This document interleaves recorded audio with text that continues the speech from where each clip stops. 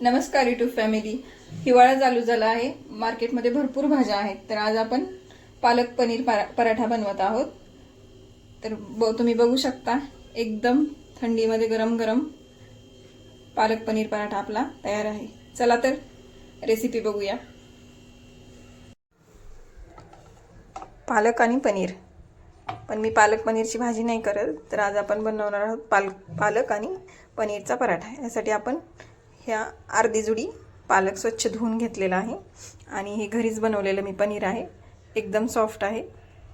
तर यासाठी आपल्याला धुतलेला पालक मिक्सरच्या भांड्यामध्ये टाकून त्याची ग्रेव्ही तयार करायची आहे. तर त्यामध्ये लसणाच्या पाकळ्या, हिरवी मिरची आपल्या टेस्टनुसार आणि जिरे हे टाकून सर्व आपण याची प्युरी बनवून घेणार आहोत. अशी बारीक प्युरी आपण काढून घेतलेली आहे. तर आपण पनीरचं स्टफिंग तयार करून घेऊया. यासाठी पनीर हाताने बारीक करून घ्यायचं आहे. पूर्ण असं मॅश करून घेऊ. असं बारीक पनीर झाल्याच्या नंतर याच्यामध्ये आपण बारीक चिरलेला कांदा, कोथिंबीर आणि बेसिक मसाले टाकून घेऊया.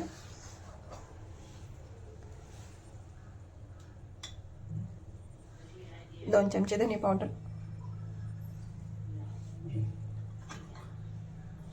एक चमचा हळद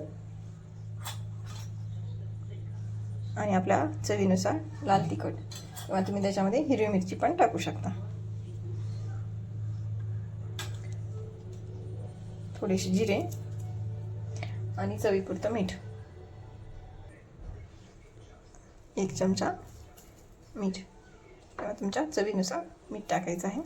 आणि हे सर्व मिश्रण एकदा मिक्स करून घ्यायचं आहे. तर ही आपली पराठ्याची स्टफिंग तयार झाली आहे. तर आता आपण पराठ्यासाठी पीठ लावून घेऊया, मळून घेऊया.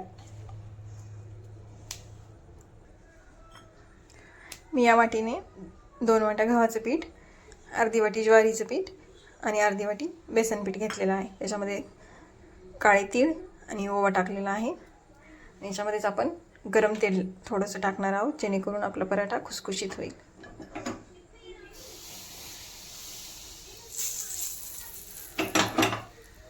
थंड झाल्यावर हे सगळं हाताने मळून घ्यायचं आहे.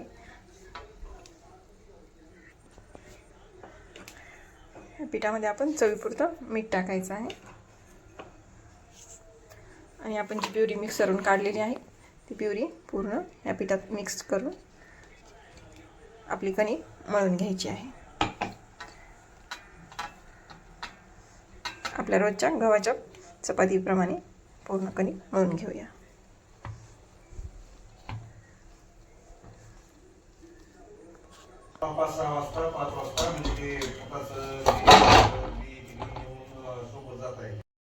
आपलं पराठ्याचं पीठ तयार आहे.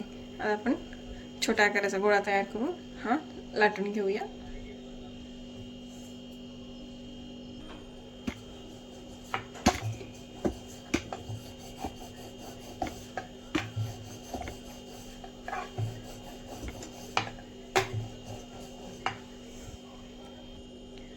आपली गोल आकाराचा पराठा तयार झालेला आहे.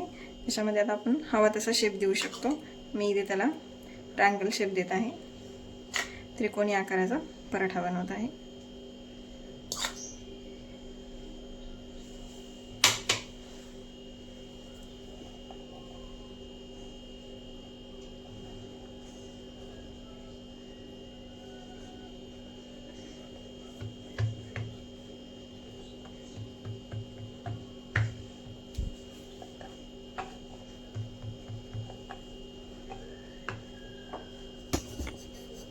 हलक्या हाताने थोडासा लाटून घ्यायचा आहे.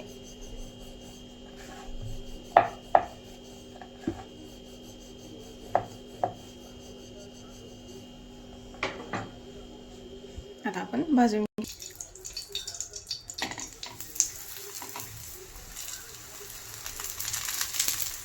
मी इथं तेलाच्या ऐवजी तूप वापरलेलं आहे.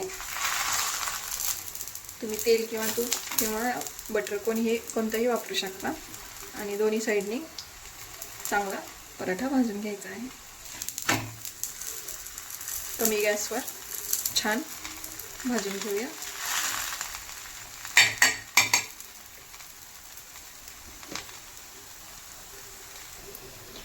पराठा छानपैकी भाजलेला आहे आणि मस्त फुगलेला पण आहे. अशा प्रकारे सर्व पराठे आपण भाजून घ्यायचे आहेत.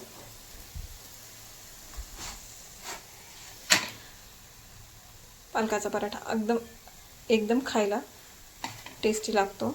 नक्की करून बघा. रेसिपी आवडल्यास नंदिनी किचन फूडला लाईक अँड सबस्क्राईब करायला विसरू नका. धन्यवाद.